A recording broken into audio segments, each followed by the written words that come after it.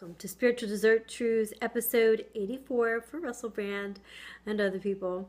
It seems that yesterday's got cut off. This is a continuation. I'm still undergoing patience training. Patience training is... Need I explain? It's just...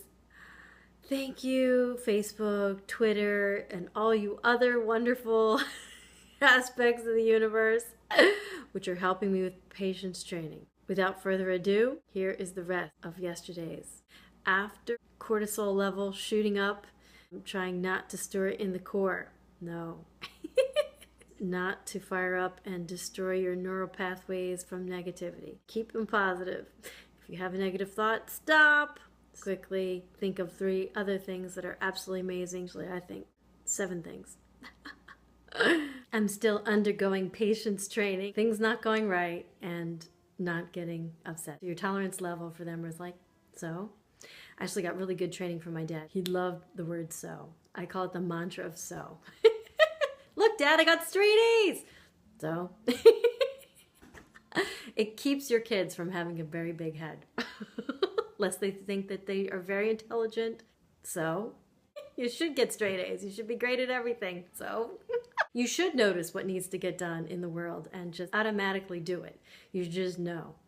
So, going back to cortisol level. Do not increase your cortisol level. It's so funny. When somebody calls on the phone and you don't realize that someone lost their signal, you're on a roll. And you really start talking about everything. You are so excited and emphatic, and then you realize, hello? Hello? No one's there. Patience training. I'm not exactly sure how far we got with the cortisol level, and maybe a positivity ratio. Every time you have a negative thought, make sure you at least have 3 to replace it so that you'll make new neural pathways. You don't want to kill off all your neurons. You'll have no brain left from all that negativity. Maybe it's a self-exploding mechanism. If you're just too negative, you'll just start to lose all your neural pathways. So you want to upgrade your brain. Every time you take 3 positive thoughts to replace that negative thought, you're actually increasing your neural pathways and increasing your brain. I guess that's how Russell thinks at lightning speed.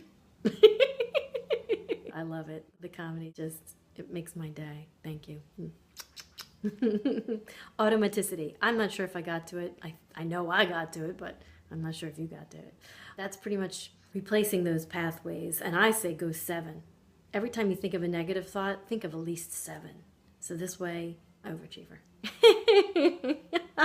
Because your negativity would shut down your frontal lobe. So if you're angry or upset about something, your emotion will block your ability to think clearly. You want to involve your facial expressions and your attitude to be positive. They have found that if you smile, even if you're not happy, if you give a big toothy like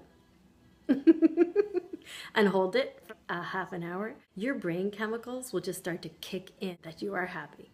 If you're not happy, you should just immediately turn on the Trews, turn on some comedy, raise your vibrational frequency. When you do, we actually light up. I was talking about this the other day. We can be measured. They can measure the aura that come off of you. So when you're very happy, very much full of love and positive, your whole body glows from top to bottom. The whole surrounding and beyond, you have a glow. And they can pick it up. It's usually gold. It can be other colors as well. If you're emotional, if it's stuff that is surrounding your heart, whether heartfelt or even sometimes anger, will glow as red, and it will be concentrated in a certain area. If you're depressed or sad or fearful, it takes away all of your light. Vibrating at the lowest frequency, you actually are resonating as dark. There is no light. That should tell you something really strongly. So going back quickly to your positivity ratio, you want to make sure that ratio is really high, positive to negative. You're setting into motion what your thoughts are thinking. Immediately, something is occurring. You're creating a ripple that is affecting the planet somewhere. You can make a vision board where you have all of the things that you desire, and you really focus on those. Take a look at them daily and just feel great when you look at them. You can also make what they call a crap board. All the crap keeping you from the good stuff. You can keep them side by side, but you don't want to focus on the crap board. You just want to be like, oh yeah, that's what's holding me back. You have an acknowledgement of it, but then you want to refrain from your focus, retrain your brain by taking it, looking at it, reframing it, thinking about it differently, maybe looking at it, seeing it humorously, like, yeah, right, so, the mantra of so, and then you want to release it, just let it go. That's not serving you at all. Anything you focus on, focusing on it will bring it to you, or bring more of it to you. So you don't really want to watch mainstream news or anything that makes you upset, angry, fearful, suspicious, unless you want a lot more of it, because you're going to get it in your real life.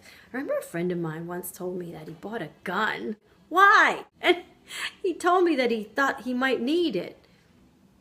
Now, I don't know which came first, the chicken or the egg. Did he feel like he needed it and then got it? Or did he get it and then attracted a criminal to his house? Interesting. He had to encounter the criminal and get him out and not to steal anything with the gun. How frightening is that?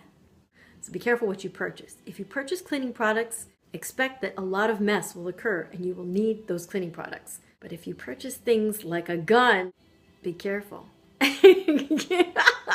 Where your focus lies, more things materialize. I don't know why that came up. That did come up. It's really odd. Going back to retraining the brain, keeping your focus on what you desire to see, because what you prepare for, what you think about, what you surround yourself with becomes your life. And our life is very short in the grand scheme of things. Actually, I don't even know if I shared them. In my trip to the Franklin Institute, there was something that was ridiculously old.